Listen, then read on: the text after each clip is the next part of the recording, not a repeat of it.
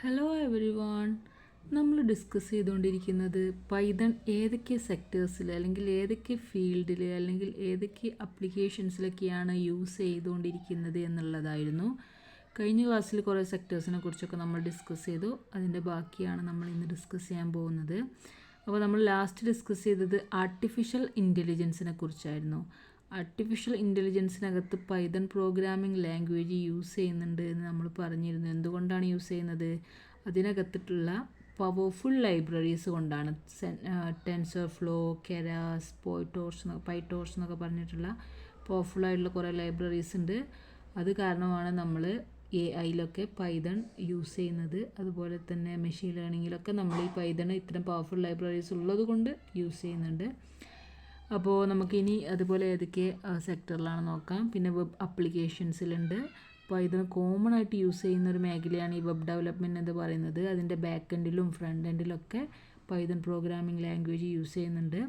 Back എൻഡിലാവുമ്പോൾ frameworks use ചെയ്യുന്നത് Django, Flask ഒക്കെയാണ്. ഫ്രണ്ട് എൻഡിലാവുമ്പോൾ ടൂൾസ് യൂസ് ചെയ്യുന്നത് ജാവാസ്ക്രിപ്റ്റ്, HTML, CSS ഒക്കെയാണ്. പിന്നെ എൻ്റർപ്രൈസ് ആപ്ലിക്കേഷൻസിനകത്ത് നമ്മൾ പൈതൺ യൂസ് ചെയ്യുന്നുണ്ട്.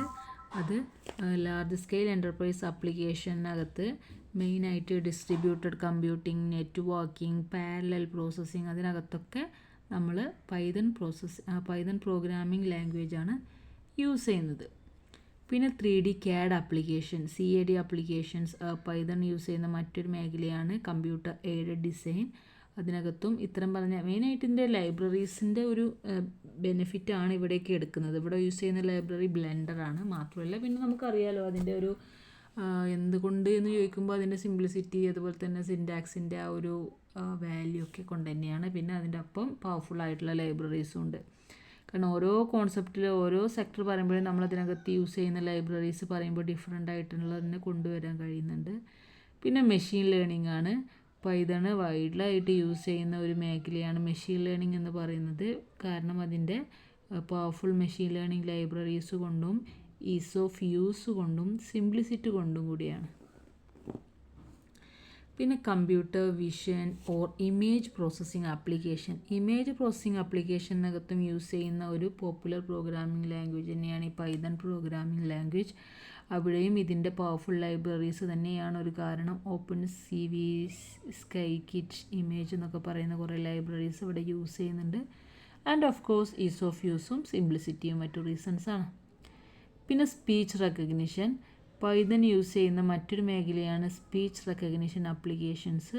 അതിനകത്തും കുറേ പവർഫുൾ ലൈബ്രറീസ് യൂസ് ചെയ്യുന്നുണ്ട്. ഒന്ന് സ്പീച്ച് റെക്കഗ്നിഷനാണ്, പിന്നെ ഒന്ന് PyAudio എന്നൊക്കെ പറഞ്ഞിട്ട്. അപ്പോൾ നമുക്ക് ഓരോ സെക്ടർ എടുത്ത് നോക്കുമ്പോഴും അതിനകത്ത് ഏറ്റവും അവർ ഫോക്കസ് ചെയ്ത് പറയുന്നത് അതിൻ്റെ പവർഫുൾ ലൈബ്രറീസിനെ കുറിച്ചാണ്. ഓരോന്നിനകത്തും ഓരോ ടൈപ്പ് ലൈബ്രറീസ് പൈതണിനകത്ത് അവൈലബിൾ ആണ് എന്ന് നമുക്ക് വ്യക്തമാവുന്നുണ്ട്.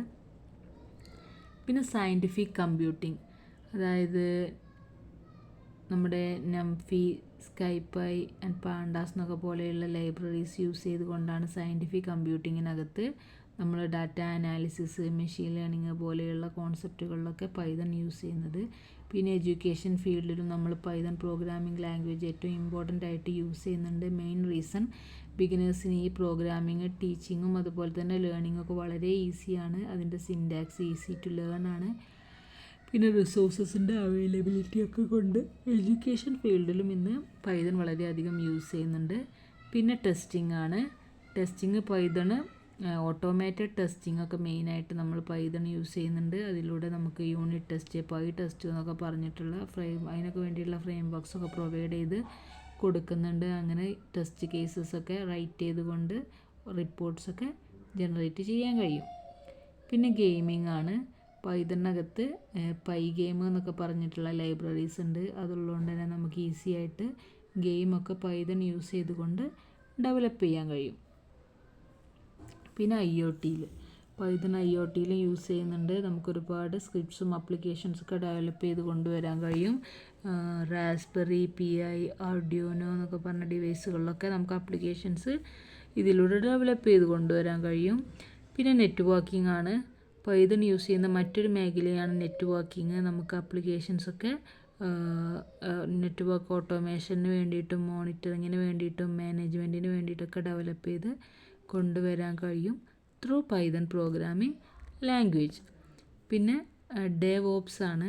പൈതൺ വൈഡായിട്ട് യൂസ് ചെയ്യുന്ന മറ്റൊരു മേഖലയാണ് DevOps ഫോർ ഓട്ടോമേഷൻ. അതുപോലെ തന്നെ ഇൻഫ്രാസ്ട്രക്ചർ മാനേജ്മെൻറ്റ്, പിന്നെ കോൺഫിഗറേഷൻ മാനേജ്മെൻറ്റ്, ഡിപ്ലോയ്മെൻറ്റ് പ്രോസസ്സ് എന്നൊക്കെ പറയുന്ന മേഖലകളിലൊക്കെ പൈതൺ ഇന്ന് വളരെയധികം യൂസ് ചെയ്യുന്നുണ്ട്.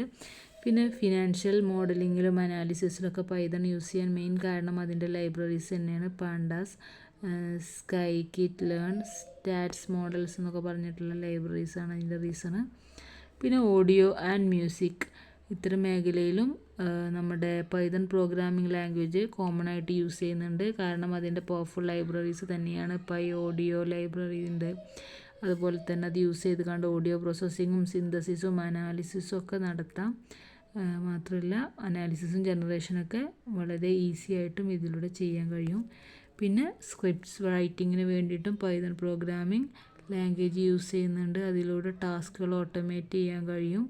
Like file operations, web scrapping and data processing അങ്ങനത്തെ ഓപ്പറേഷൻസ് ഒക്കെ പെർഫോം ചെയ്യാൻ കഴിയും.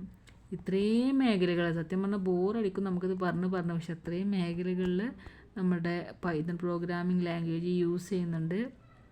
എവിടേക്കാണ് നമ്മൾ പറഞ്ഞത്? ഡാറ്റ സയൻസിൽ, ഡെസ്ക്ടോപ്പ് ആപ്ലിക്കേഷൻസിൽ, കൺസോൾ ബേസ്ഡ് ആപ്ലിക്കേഷൻസിൽ, മൊബൈൽ ആപ്ലിക്കേഷൻസിൽ, സോഫ്റ്റ്വെയർ ഡെവലപ്മെൻറ്റിൽ, പിന്നെ ആർട്ടിഫിഷ്യൽ ഇൻ്റലിജൻസിൽ, വെബ് ആപ്ലിക്കേഷനിൽ, എൻ്റർപ്രൈസ് ആപ്ലിക്കേഷനിൽ, പിന്നെ 3D കമ്പ്യൂട്ടർ എയ്ഡഡ് ഡിസൈൻ ആപ്ലിക്കേഷനിൽ, പിന്നെ മെഷീൻ ലേണിങ്ങിൽ, പിന്നെ computer vision or image processing ആപ്ലിക്കേഷനകത്ത്, പിന്നെ സ്പീച്ച് റെക്കഗ്നിഷനിൽ, പിന്നെ സയൻറ്റിഫിക് കമ്പ്യൂട്ടിങ്ങിൽ, എഡ്യൂക്കേഷനിൽ, ടെസ്റ്റിങ്ങിൽ, ഗെയിമിങ്ങിൽ, IoTയിൽ, നെറ്റ്വർക്കിൽ, DevOpsൽ, ഫിനാൻസിൽ, ഓഡിയോ ആൻഡ് മ്യൂസിക്കിൽ, റൈറ്റിംഗ് സ്ക്രിപ്റ്റിൽ, അങ്ങനെ ഒരുപാട് മേഖലയിൽ നമ്മൾ പൈതൺ പ്രോഗ്രാമിംഗ് ലാംഗ്വേജ് യൂസ് ചെയ്തുകൊണ്ടിരിക്കുന്നുണ്ട്.